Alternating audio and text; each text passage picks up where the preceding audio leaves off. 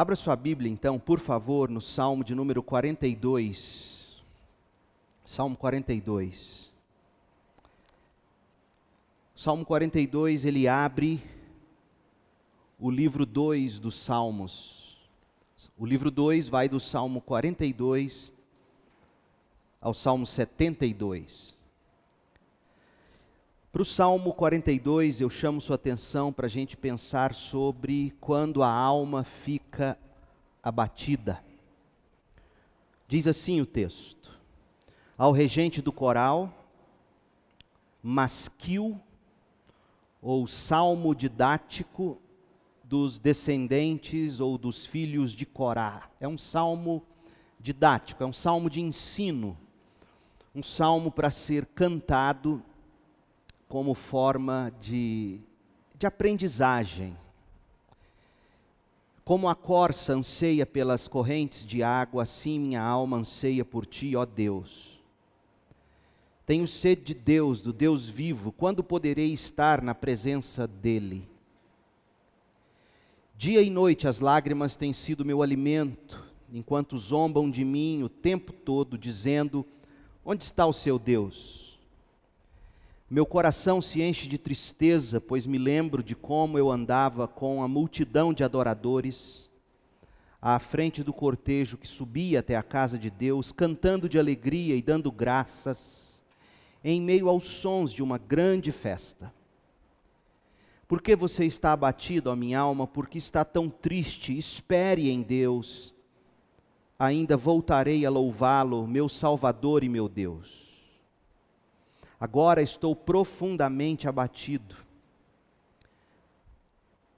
mas me lembro de ti. Desde o distante monte Hermon, onde nasce o Jordão, desde a terra do monte Mizar, um abismo chama outro abismo, ou ouço o tumulto do mar revolto, enquanto suas ondas e correntezas passam sobre mim. Durante o dia, porém, o Senhor me derrama seu amor, e à noite entoo seus cânticos e faço orações ao Deus que me dá vida. Clamo: ó Deus, minha rocha, por que te esqueceste de mim? Por que tenho de andar entristecido, oprimido por meus inimigos? Os insultos deles me quebram os ossos, zombam de mim o tempo todo, dizendo: onde está o seu Deus? Por que você está tão abatido, ó minha alma? Por que está tão triste? Espere em Deus, ainda voltarei a louvá-lo, meu Salvador e meu Deus. Esta é a palavra do Senhor, amém.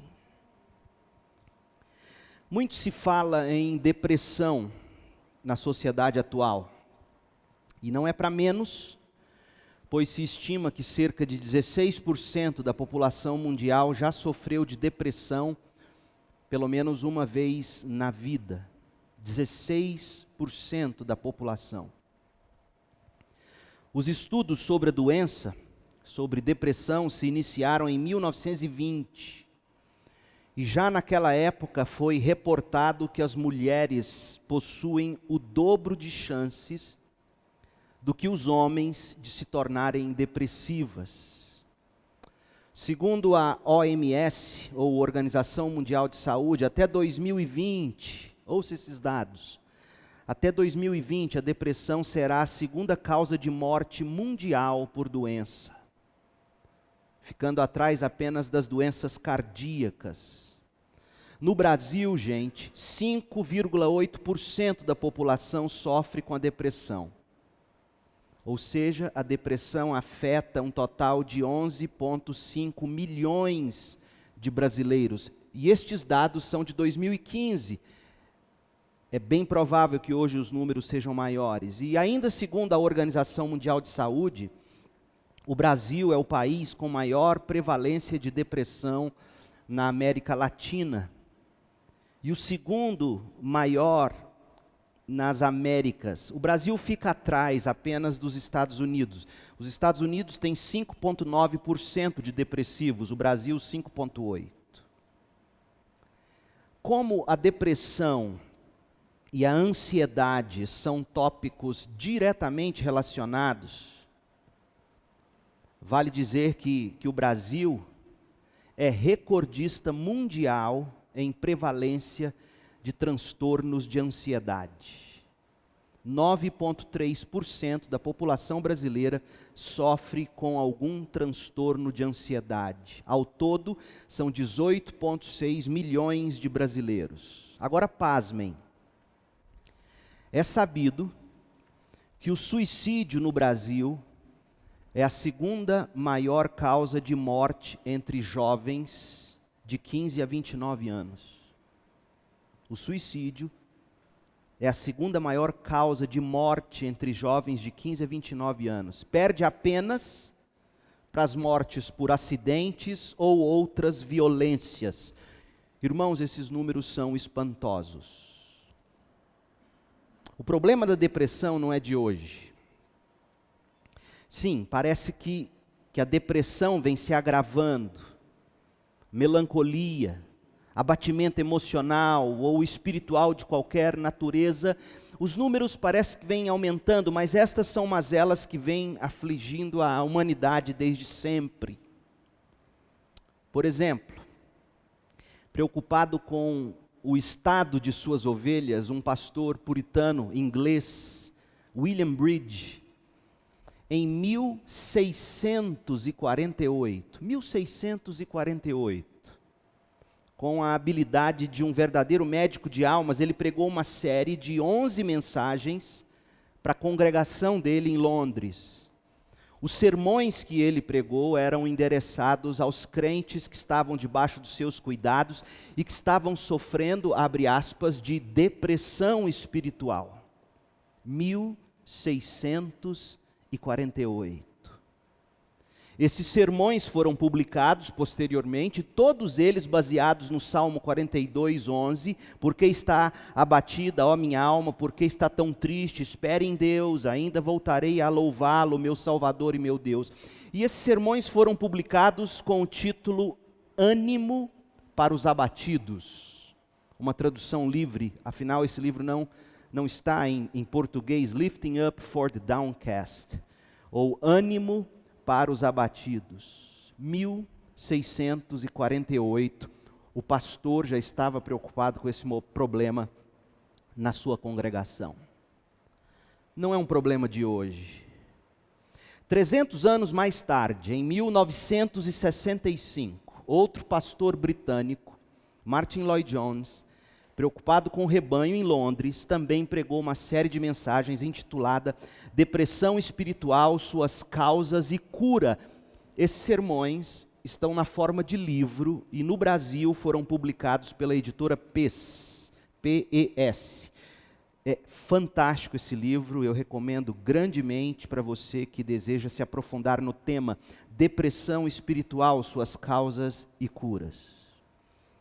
É interessante, gente, que ambos os pastores mencionados foram encorajados a pregar a partir da experiência do salmista, que estava com a alma profundamente abatida ou deprimida. É isso que ele diz no Salmo 42:5, Salmo 42:11, e depois no 43, que como veremos é uma sequência do Salmo 42, no verso 5 do Salmo 43, ele também expressa esse profundo abatimento da sua alma.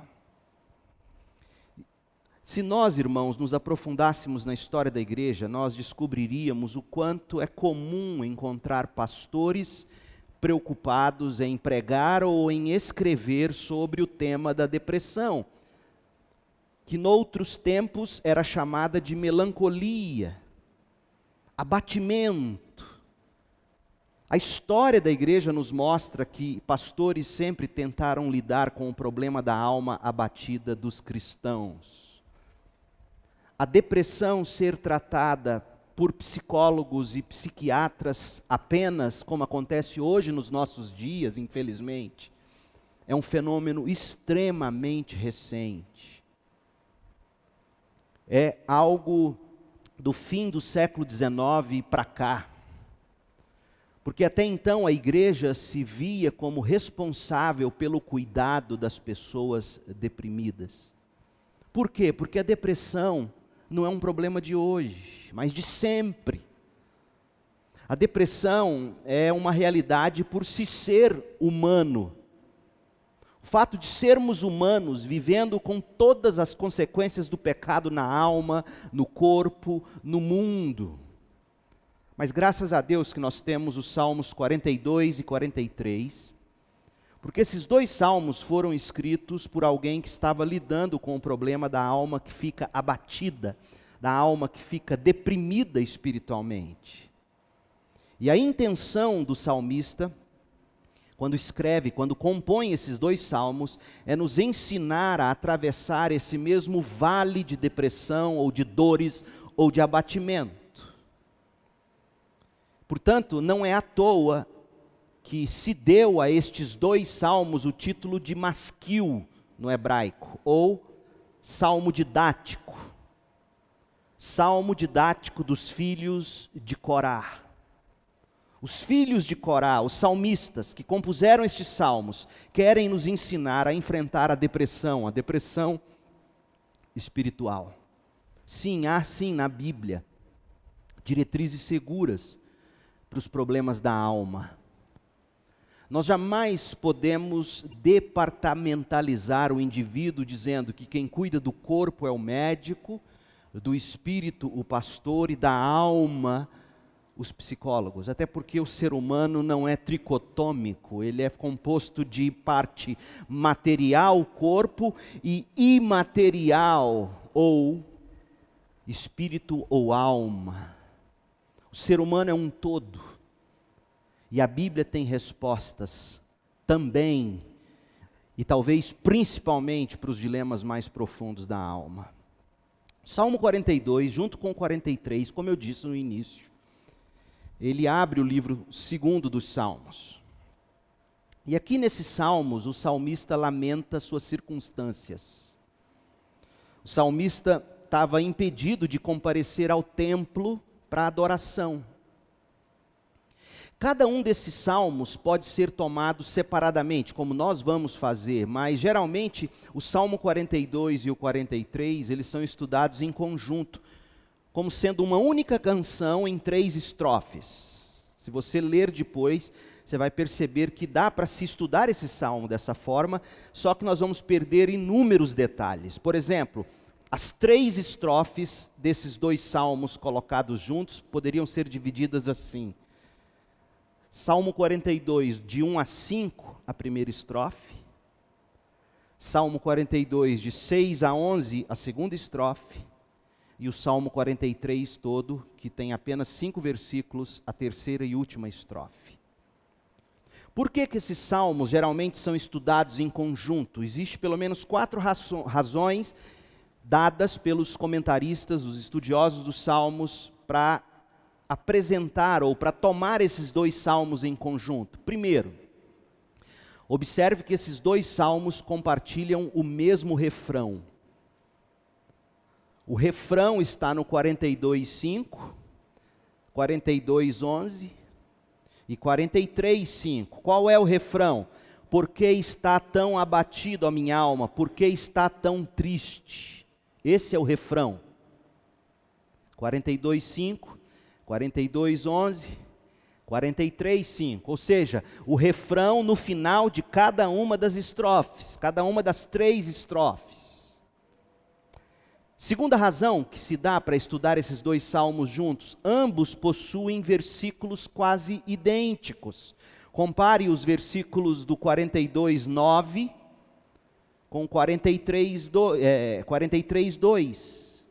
Você vai ver que são idênticos, ou quase idênticos. Outra razão para se ver esses salmos como uma unidade é que os 2 expressam um mesmo desejo, qual seja, retornar à presença de Deus no santuário. Leia, por exemplo, o 42:2 e o 43, de 3 a 4. E uma última razão para se ver esses salmos conjuntamente, observe que o Salmo 43, ele não possui título, ele não tem nenhum sobrescrito. Não tem nada escrito para introduzir ou para identificar o salmo, como por exemplo você encontra no início do 42. E se você ler os Salmos do livro 2 dos Salmos, apenas esse, e se não me engano, o 70 ou 71 não tem qualquer sobrescrito. Então esses são alguns dados muito técnicos, eu sei, mas é importante falar deles para que nós possamos entender que esses dois salmos formam um conjunto e que poderiam muito bem ser estudados conjuntamente. Mas, apesar dessa perfeita unidade, eu quero propor que nós estudemos esses salmos separadamente. O Salmo 42, nós vamos dar a ele o título Quando a Alma Fica Abatida. E para o Salmo 43, nós vamos dar o título Quando o Coração Está Dividido. Então vamos ver o Salmo 42. Quando a alma fica abatida. A primeira coisa que nós temos que fazer face ao abatimento da alma, do espírito, a primeira coisa que a gente tem que fazer é perguntar. É perguntar o seguinte: por que a alma da gente fica abatida? O próprio salmista faz isso 3 vezes. Ele pergunta nos 2 salmos, 3 vezes, no verso 5, no verso 11, depois lá no 43, no verso 5. Por que você está tão abatido, ó minha alma? Por que está tão triste? O salmista trata a alma dele como se fosse um indivíduo dentro dele, e ele conversa com a alma dele, ele indaga a alma dele, ele quer saber a razão para o abatimento. Por que ele faz isso? Porque o salmista sabe que a cura sempre passa pelo diagnóstico correto. Enquanto você não descobre a razão de uma doença, não tem como você curá-la. Não se cura ninguém sem que antes se descubra a causa da doença da pessoa. E o salmista quer entender, quer saber de onde está vindo aquele abatimento, aquela depressão da sua alma. Charles Spurgeon, quando ele pregou aos seus alunos no colégio de pastores, ele falou com propriedade num sermão intitulado As Crises de Desânimo dos Ministros, ou As Crises de Desânimo dos Pastores. Ouça o que ele diz, esse que era o príncipe dos pregadores, o que ele diz na introdução do sermão sobre o assunto crise de desânimo. Olha o que ele diz, é muito interessante. Sabendo pela mais penosa experiência o que significa uma profunda depressão de espírito, sendo eu visitado por essa depressão frequentemente e a intervalos não demorados, achei que poderia ser consolador para alguns dos meus irmãos se partilhasse meus pensamentos sobre isso, para que os mais jovens não imaginem que algo estranho lhes acontece quando forem tomados em alguma ocasião pela melancolia. E para que os mais deprimidos saibam que a pessoa sobre quem o sol está brilhando jubilosamente, nem sempre andou na luz, fecha aspas. Spurgeon sofria com depressão, ou com, como ele chamava geralmente, melancolia. E a forma como ele vai abordar esse tema, essas crises de desânimo, essas crises de depressão, essas crises de abatimento, a forma como ele vai abordar isso nesse sermão que ele prega, é respondendo a seguinte pergunta. Abre aspas, por que será que os filhos da luz andam às vezes em trevas espessas? Por que será que os arautos da alvorada às vezes se acham numa noite que vale por 10? Em outras palavras, Spurgeon está nos dizendo que não tem como a gente oferecer cura para os abatimentos da alma sem que antes a gente descubra por que a alma está abatida. Outro notável pastor do passado, pregador de renome, John Henry Jowett, ele escreveu uma carta pessoal para um amigo íntimo dele, e ele escreveu algo tremendo. Como é importante a gente ler biografias e escutar as histórias do coração daqueles homens que a gente admira e sempre acha que eles não têm problemas. Olha o que ele escreve numa carta íntima para um amigo, abre aspas. Não quero que você pense que eu sou um santo. Você parece imaginar que eu não tenho altos e baixos, mas apenas uma condição elevada e inabalável de realização espiritual, com alegria e tranquilidade ininterruptas, de maneira nenhuma. Muitas vezes me sinto completamente desprezível e tudo parece mais escuro. Muitas vezes sinto como se a minha vida de fé tivesse acabado de começar, como se eu estivesse ainda no jardim de infância. Mas geralmente, e agora ouça, geralmente consigo rastrear esses períodos miseráveis, chegando a alguma causa pessoal, e a primeira coisa a fazer é tratar dessa causa e seguir novamente em direção à luz do sol. O que ele está dizendo? Primeiro, eu tenho meus momentos de depressão ou de abatimento. Segundo, não é porque eu pareço ser o tal que eu não sofro. Terceiro, quando eu me vejo abatido, a primeira coisa que eu procuro fazer é identificar a causa. Quarto, uma vez identificada a causa, eu trato dela e sigo em direção à luz do sol ou à luz de Cristo. Irmãos, vejam que o abatimento de alma ou depressão de espírito é um sentimento comum a todos os santos de Deus, a todos os crentes, grandes e pequenos. Ninguém, absolutamente ninguém, está imune à praga do sofrimento melancólico que nos abate. Aliás, gente, sabe o que quer dizer esse verbo abater? Porque estás abatida, ó minha alma. Vem de uma palavra grega hebraica que significa abaixar-se, curvar-se. A ideia, como muito bem expressou Charles Swindoll, é que às vezes nós queremos nos dobrar em posição fetal e desistir de tudo. Sabe quando você se encolhe no cantinho da cama, em posição fetal, no quarto escuro, dizendo, não quero ver ninguém. Era mais ou menos assim que estava o salmista. Abatido, curvado, rebaixado. Felizmente, irmãos, o salmista não nos deixa no chão. Ele vai nos aconselhar sobre como a gente pode vencer esses sentimentos, em vez de nós nos sucumbirmos a eles. E é provável que nós só veremos a respeito de como vencer o abatimento na semana que vem, mas hoje, deixe-me ver com vocês, antes de falarmos da cura, eu quero ver com vocês a causa desse abatimento e o estado em que se encontrava essa alma abatida. Então nós vamos ver por que a alma do salmista estava abatida e como é que se parecia essa alma abatida. Primeiro, a alma, gente, ela se abate quando ela fica privada da comunhão com Deus.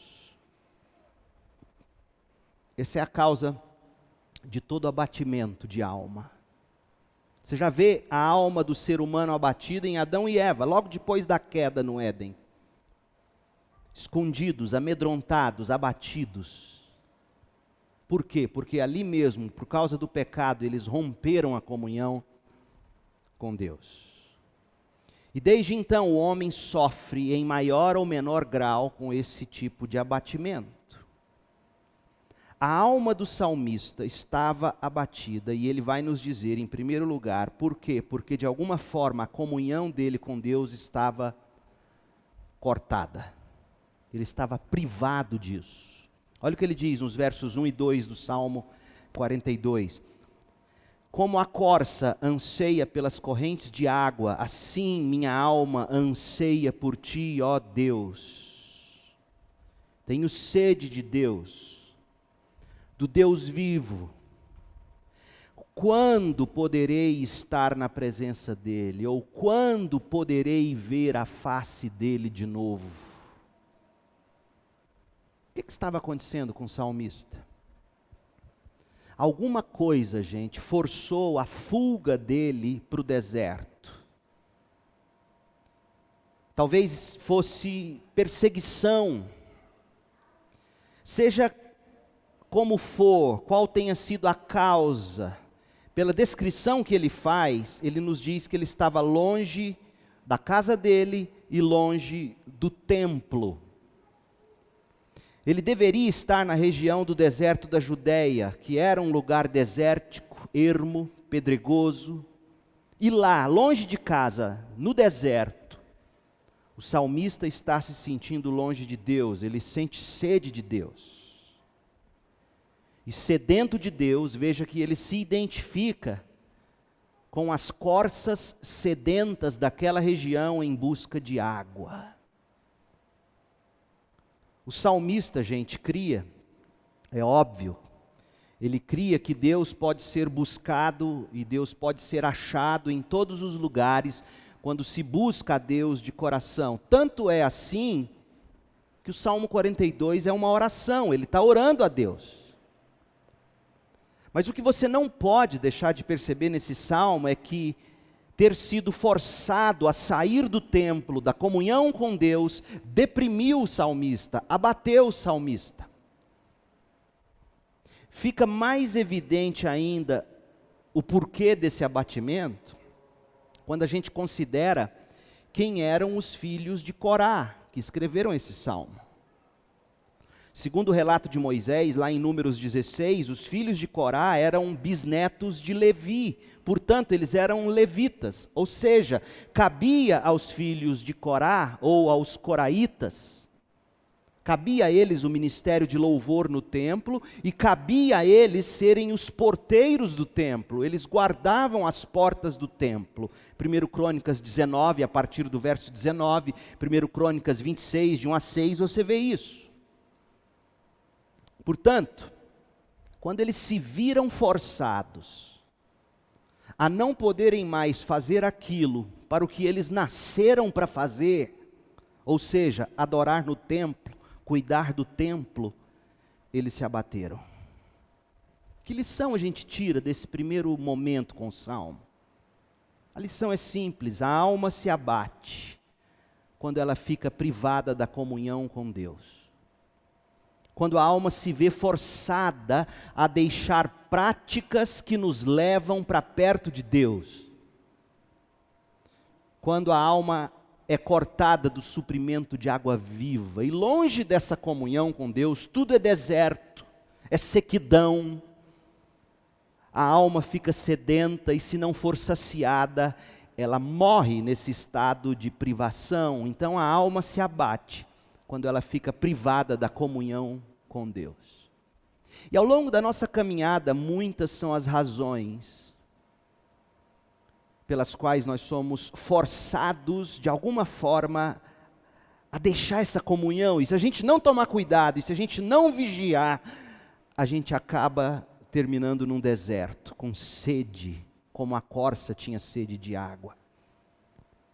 Então a primeira coisa que você precisa observar no seu estado de abatimento é: existe algo privando a minha comunhão com Deus? Impedindo? O que tem impedido minha alma de estar com Deus? Porque sempre que a nossa alma se afasta de Deus, ela se sente com sede. Ela tem sede de Deus. E privada da comunhão com Deus, longe da face de Deus, ela adoece. Então a primeira causa, a primeira pergunta, a primeira razão, melhor dizendo, para o abatimento da alma é que a alma se abate quando ela fica privada da comunhão com Deus. Segundo, a alma se abate quando se sente abandonada por Deus. Pior do que se sentir privado da comunhão, ou pior do que ter a fonte interrompida, é você sentir ou achar que Deus te abandonou. Que Deus não faz questão de religar essa fonte à sua alma.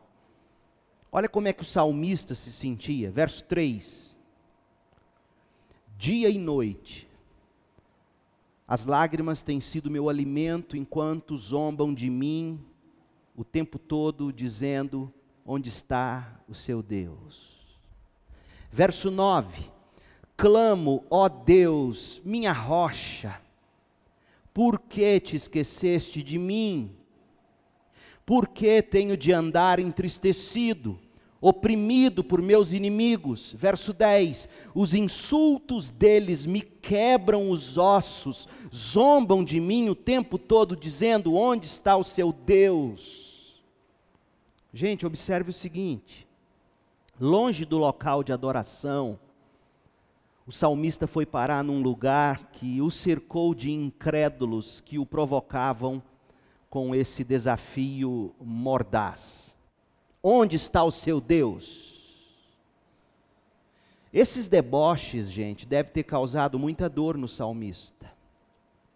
É como aquele novo convertido, por exemplo, que está passando por muitas lutas e seus familiares viram para ele e falam: escuta, você não é crente? Você não sai daquela igreja? Você vive orando? Cadê esse Deus seu? Quando a gente recebe esse tipo de deboche, digamos, de um familiar de outra religião, o que na verdade ele está dizendo? Ele, sendo religioso, ele acredita em Deus, no Deus dele. O que ele está dizendo quando ele pergunta onde está o seu Deus, ele não está dizendo não existe Deus. O que você está fazendo que você está orando? Deus não existe. Não, o que ele está dizendo é: abandone esse seu Deus. Para que ele serve? Sirva o meu, volte para a sua religião antiga. Isso machucava tanto o salmista, que nesse salmo tão pequeno, ele por 2 vezes repete o mesmo insulto que ele ouvia. No verso 3 e no verso 10, ele diz: onde está o seu Deus? 2 vezes. Gente, nos tempos antigos, quase ninguém era verdadeiramente ateu. O primeiro tipo de ateísmo, conforme a gente conhece, veio com a filosofia grega, anos depois dos tempos do salmista. Então essa provocação não significava que eles estivessem dizendo que Deus não existia, não. Eles estavam, na verdade, dizendo: escuta, onde está o seu Deus quando você mais precisa dele? Cadê seu Deus agora? Por que você não troca o seu Deus pelos nossos deuses? E de tanto ouvir essas coisas, e por sentir que Deus estava de fato tardando, ou tinha abandonado, por estar longe da comunhão com Deus, talvez o salmista tenha começado a flertar com isso, com essa dúvida: onde está o meu Deus que não faz nada para me tirar dessa situação? Por que Ele não ouve minhas orações? Ó Deus, por que o Senhor não me ouve quando eu te clamo? Gente, a alma da gente se abate quando a gente se sente abandonado por Deus. Terceiro, a alma da gente se abate quando se vive preso ao passado.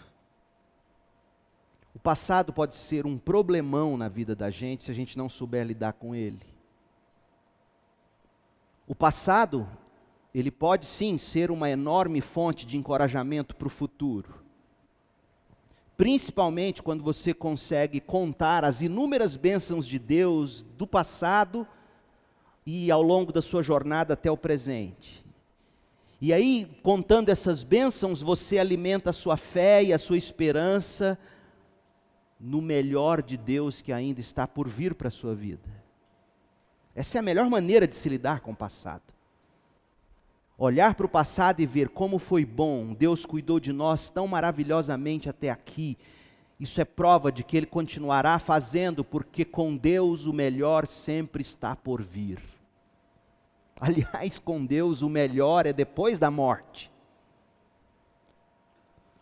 Mas o problema com o passado é quando a gente transforma o passado numa prisão.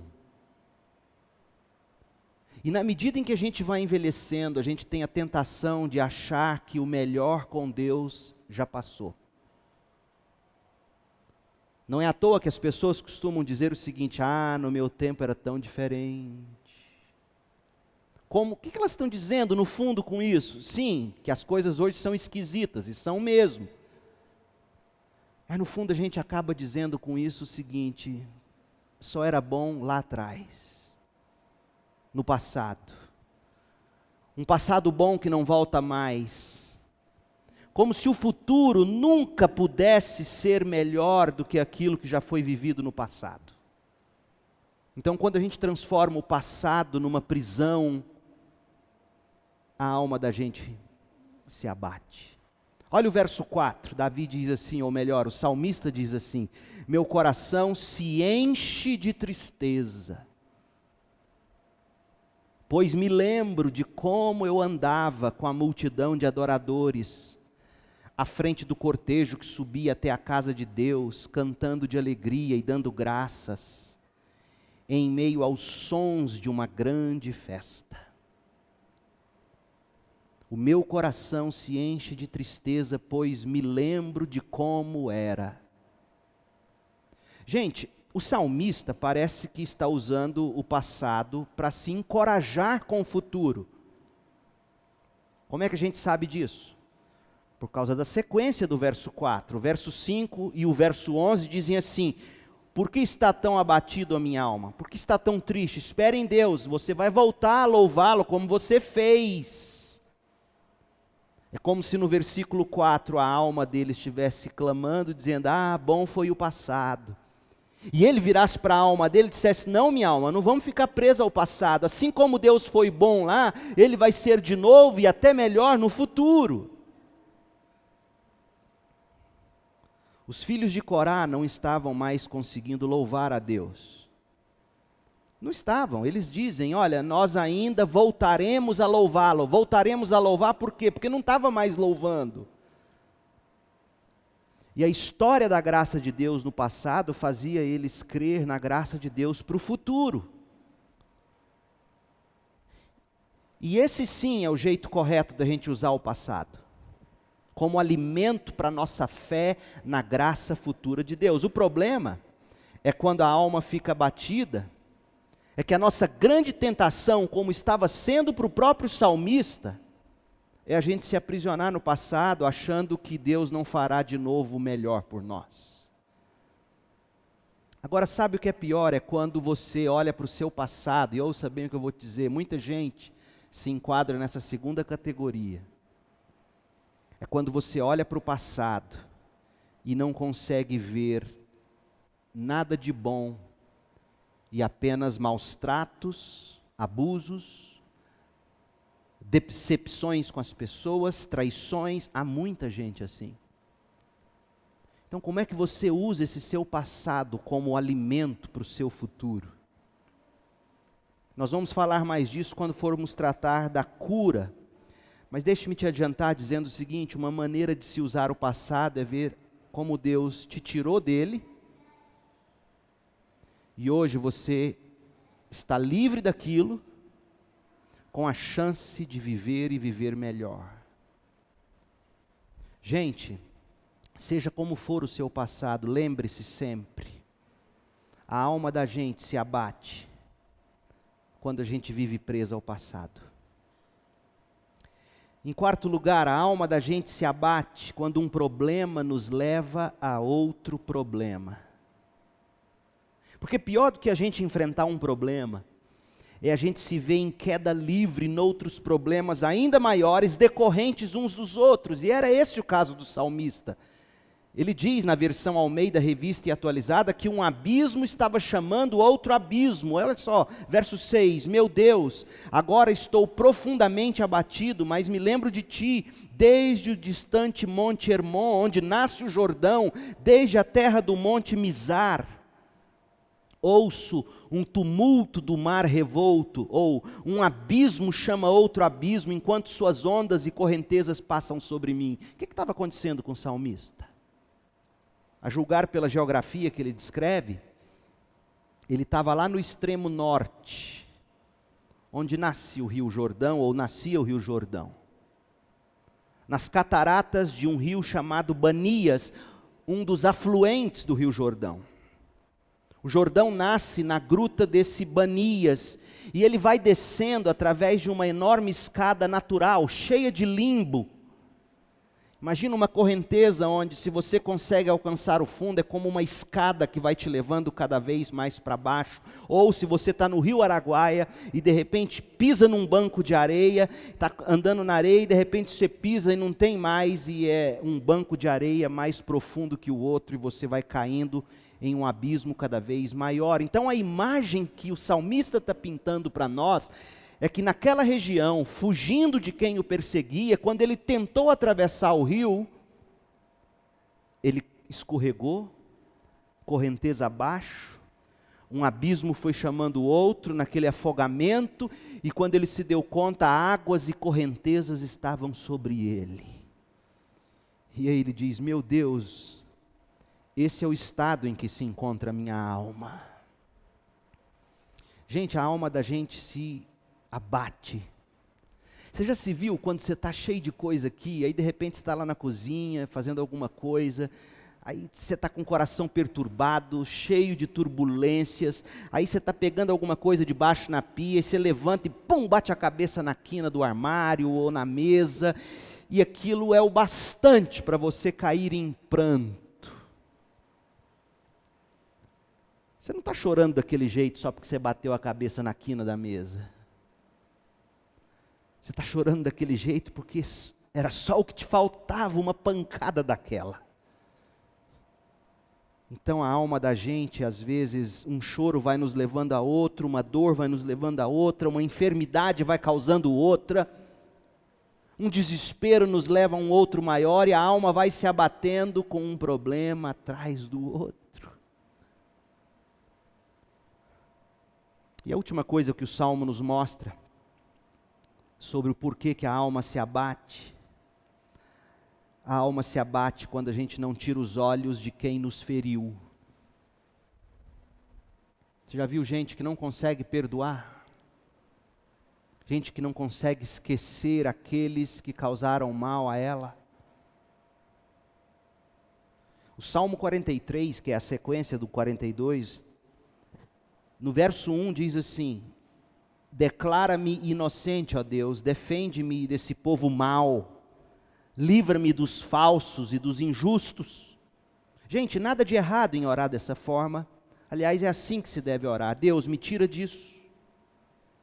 Só que o salmista deixa transparecer para nós que ele não estava conseguindo se desvincular das lembranças de quem tinha falado mal dele. Ele era inocente, mas para ele não bastava ser inocente. Ele queria que todos o reconhecessem como inocente. E aí pode estar o problema. Porque quando você se preocupa mais com a opinião de todos e com o mal que uns poucos causaram contra você, em vez de levar em conta que o que mais importa é se Deus te declarou inocente ou não, enquanto você fica olhando para quem te feriu e para as consequências disso, a sua alma não deixa de ficar abatida.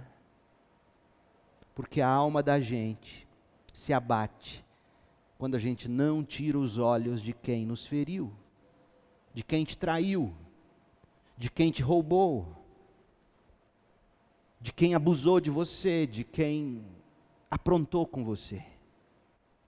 O salmista tinha sofrido e sofrido muito. E ele estava orando de forma correta: Senhor, declara-me inocente. Mas ele parece nos dizer aqui que, conquanto ele estivesse orando, ele ainda se preocupava com outros. Ou com o que os outros ainda fariam contra ele, de forma a manchar a reputação dele. Gente, há tanto mais que a gente podia dizer sobre por que nós ficamos com a alma abatida. Fora do Salmo, há tantos motivos para uma depressão. Há tantos motivos para um abatimento de alma. Por exemplo, Spurgeon, num sermão que eu citei no início,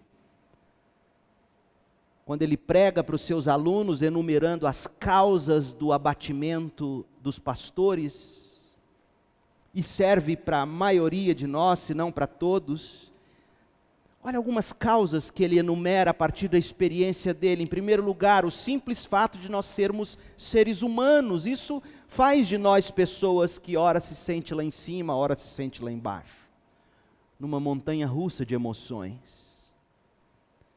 Spurgeon cita doenças físicas que podem causar, sim, depressão ou melancolia. Spurgeon fala do cansaço físico, do cansaço mental, que pode nos abater e nos deprimir. Spurgeon leva em conta hábitos sedentários. Naquela época, século XIX, fim do século XIX, ele já falava dos hábitos sedentários, que causava abatimento e depressão nas pessoas, ele mesmo que era obeso. Peso, ele fala em quinto lugar do peso das responsabilidades que nós temos pesando sobre os nossos ombros. Você caminhando muito tempo sem alívio, com tanto peso sobre você, isso num momento ou no outro vai desencadear em você um abatimento. E também com muita lucidez, Spurgeon fala que grandes sucessos na vida da gente geralmente são seguidos por profundos vales de abatimento, como na história de Elias. Martin Lloyd-Jones, no livro Depressão Espiritual, como causas para o abatimento da alma, olha o que ele diz. Por exemplo, em primeiro lugar, temperamento.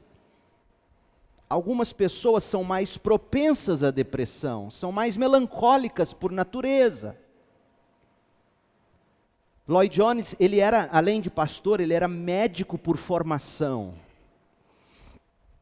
E no final da vida dele, fim da década de 60, quando ele estava quase deixando o ministério da Capela de Westminster, medicações antidepressivas estavam entrando no mercado e ele tinha parado de estudar medicina há muito tempo, já que ele era pastor. E um dos seus biógrafos conta que ele fazia o seguinte: ele buscava os seus colegas médicos na ativa, porque ele queria entender dessas medicações caso ele precisasse ajudar suas ovelhas. Então ele fala de condições físicas, ele fala também, Lloyd-Jones, de momentos de baixa que sempre vêm depois de períodos de alta. Lloyd-Jones fala, por exemplo, de ataques satânicos que podem nos abater a alma. Lloyd-Jones fala da simples incredulidade do coração da gente. Perceba, portanto, que as causas são muitas. O que eu e você temos que fazer é investigar as causas da minha particular alma. Quais são as suas causas? E aqui é um bom momento para a gente parar e você sair daqui refletindo: Deus, por que eu tenho estado tão abatido? Quais são as causas disso? Porque enquanto você ficar no genérico, eu sou assim porque eu sou assim, é porque é doença, é porque é doença, eu tenho que tomar remédio. Sim, eu não estou negando que talvez você tenha, mas enquanto você ficar no genérico, você não vai se ver curado. Você tem que perguntar à sua alma: minha alma, por que você está tão abatida? Foi aquela grande decepção que a gente teve na vida? Foi aquela traição? Foi o fracasso pessoal? É o fardo de envelhecer que está nos causando esse abatimento? Minha alma, por que a gente está assim? Porque apenas a partir daí é que a gente vai conseguir começar a aplicar a medicina de Deus. Semana que vem, Deus permitindo, nós vamos olhar para a alma do salmista e vamos ver em que estado ela se encontrava e vamos buscar ouvir a cura para essa alma abatida. Feche seus olhos e ore comigo. Deus, em nome de Jesus, Pai, dá-nos discernimento a cada um de nós. Por que estamos abatidos? Por que eu me vejo abatido? Faça-nos ter esse discernimento, meu Deus. Ó Deus, faça-nos enxergar onde nossa comunhão com o Senhor tem sido quebrada. por que ela tem sido quebrada. Ó Deus, se o que pesa em nós é a sensação de que o Senhor nos abandonou, ajuda-nos a encontrar de novo fé. Pai, se é essa prisão do passado, ajuda-nos a quebrar essas cadeias. Ó Deus, se é uma enxurrada de problema sobre problema, faça-nos entender que nada daquilo que nos sobrevém é maior do que conseguimos suportar. Ó Deus, se é porque nossos olhos estão naqueles que nos feriram e nas consequências que eles nos deixaram, ajuda-nos a perdoar. Ó Deus, faça-nos ser sinceros conosco mesmos, diante do Senhor, e ajuda-nos a encontrar as causas para os nossos abatimentos. É no nome de Jesus que oramos. Amém.